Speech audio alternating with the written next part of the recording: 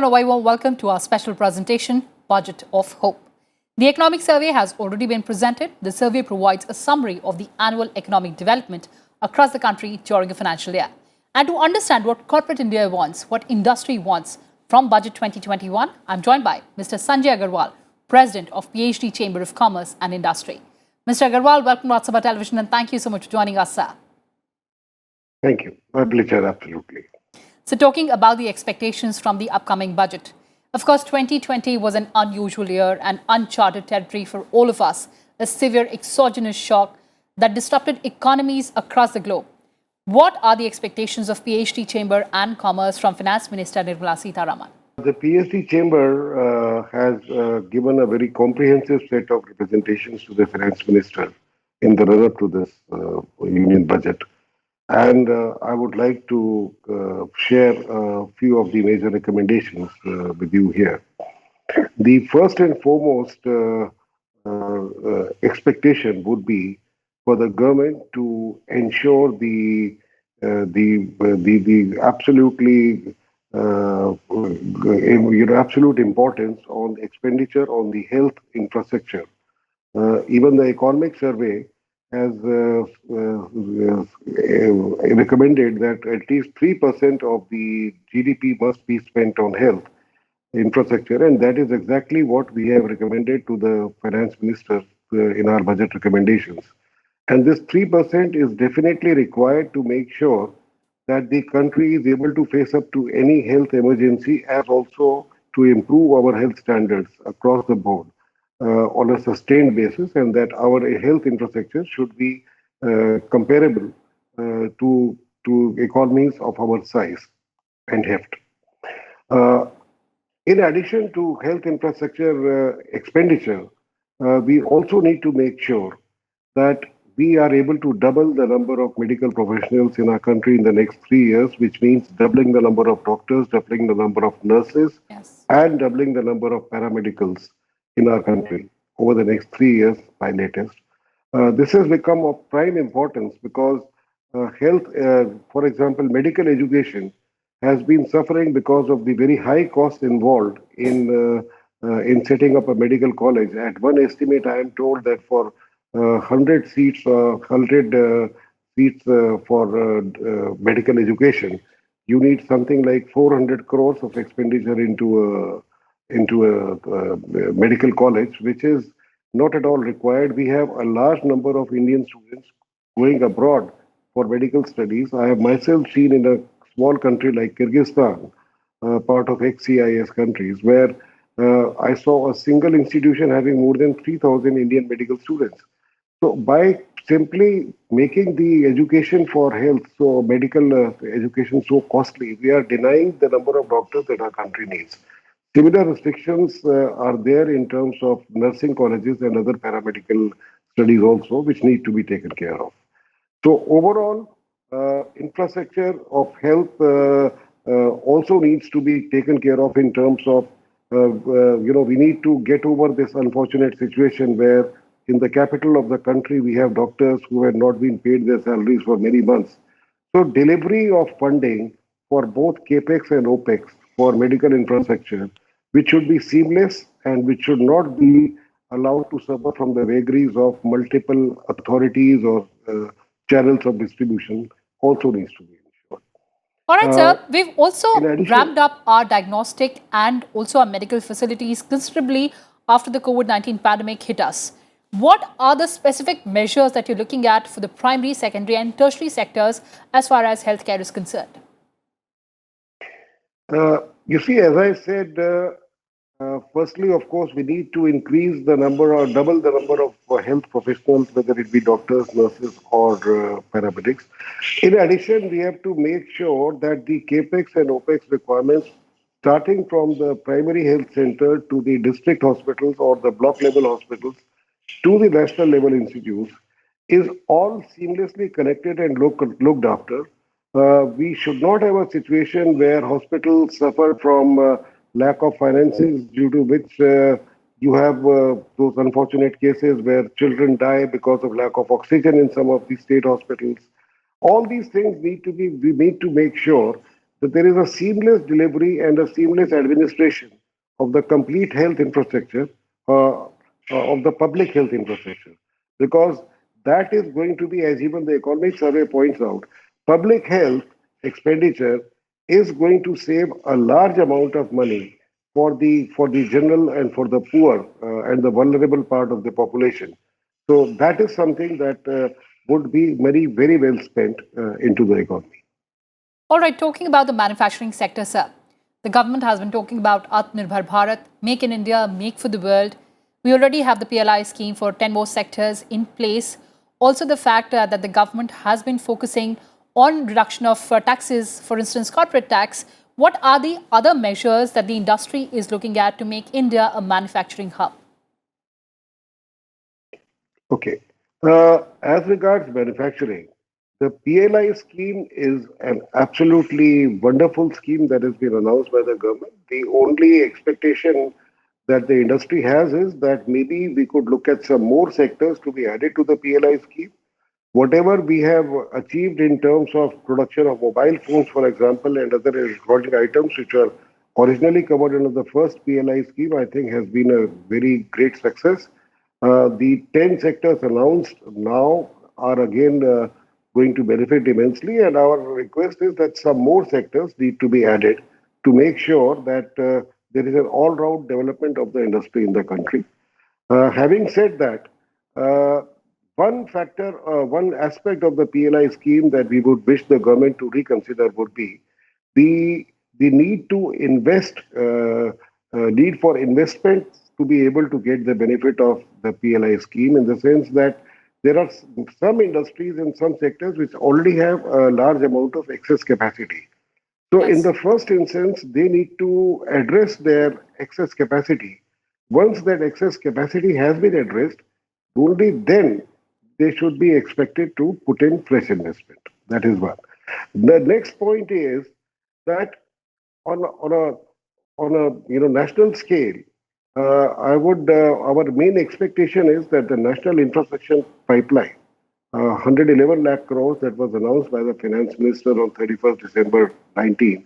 Unfortunately, much could be done about it, because immediately following that announcement, more or less, we had the COVID-19 pandemic, and due to which everything got stopped. But now the time has come, and even from what we see from the economic survey, the time has come to now make major investments into the economy. And what better than to have the projects which are already identified and enumerated in the national infrastructure pipeline. And only thing is that the original plan for the pipeline was to be a bit backloaded. Yes. Now that 1 year has gone, we have to aggressively make this expenditure to be front loaded. And that front loaded expenditure will come from central government investment into infrastructure. The state governments or the private sector shall follow once we have a substantial investment by the central government into the infrastructure projects. That by itself is going to create and multiply the demand in the economy, and which will attract the private sector to invest, and the states would also start getting the revenues they need to be able to invest. So, what is really important is for the nation to expend on national infrastructure, and for which we also need a DFI, development financial institution, or rather a mega development financial institution, is one of our strong recommendations that we must form. We earlier used to have three DFIs in the past. It used to be IDBI, ICICI, and IFCI. All three of these slowly over the years converted themselves into banks. And that was the situation then. But in today's situation, when we need a very heavy expenditure into the infrastructure, what we require is a mega DFI to be formed. Let that be funded A by FDI in its equity. The government could have a golden share, and then we could invite sovereign wealth funds and pension funds, etc., to invest into the equity. So that would be a good amount of FDI. On top of that, we could have sovereign guarantee for both foreign exchange bonds, dollar bonds, and also rupee bonds. Once we do that, roughly 20-25 lakh crores of expenditure that we wish to do every year from the national infrastructure pipeline could potentially be easily raised And that would have a huge impact, a huge positive impact to create a virtuous cycle in the economy. All right, sir, shifting our focus a bit and talking about the agriculture sector. Now, policymakers, the industry is looking at rural economy for the revival after the COVID-19 pandemic. In fact, the economic survey also said that agriculture has served as cushion for the economy.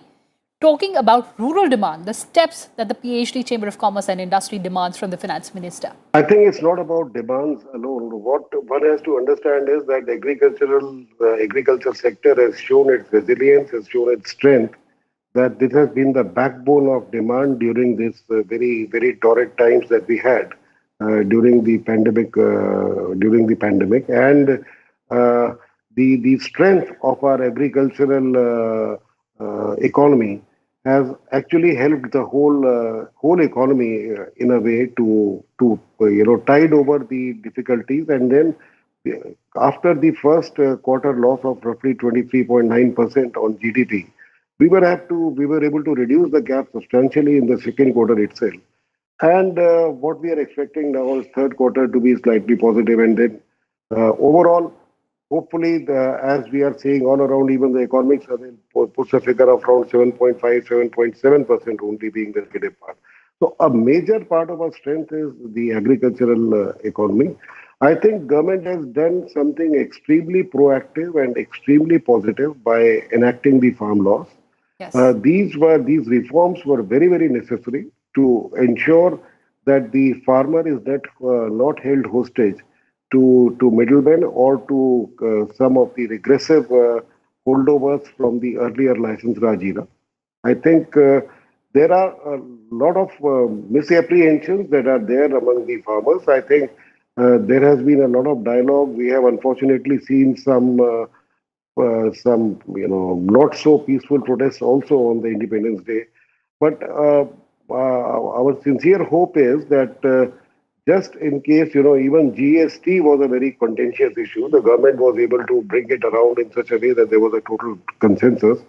And we really hope that there is a consensus that should be built up over the years. No, not over the years, sorry, over the coming months. I think Yes, sir. this is going to be the main template for agricultural sector gaining strength. There's absolutely, I think, the right way to go. Lastly, sir, talking about the startups. Now, the startup ecosystem in India has reinvigorated itself. Of course, the government has unveiled several policies, several measures for them. Budget 2021 for the startups in India. See, as regards startup, the government has already been very proactive, and we absolutely appreciate the stand, the government policies that have resulted in our having now so many unicorns and more than 50,000 startups in the country. Uh, we need, of course, more and more measures to ensure that the funding available to the startups is made more and more easily available. You see, that is still a concern for startups. And one more area of concern that needs to be addressed is that why most of our startups end up having funding from foreign investors. These startups require much lower amount of funds. So maybe some sort of policy or schemes need to come up so that there is an institutional support to startups from the Indian banking sector, from Indian NBFCs and so on. Because this is not a good sign that 80% of the funding of our startups should be from foreign investors. The other thing, of course, is that we need to change our policies in respect of startups, for example, one important aspect is that while US and many other advanced economies allow the promoters of startups to hold golden shares by which they are allowed to, they can dilute their equity but still retain control, management control over their companies. Uh, that possibility has to be, that is not there in our country, and that should be Yes, sir. positively considered and taken up.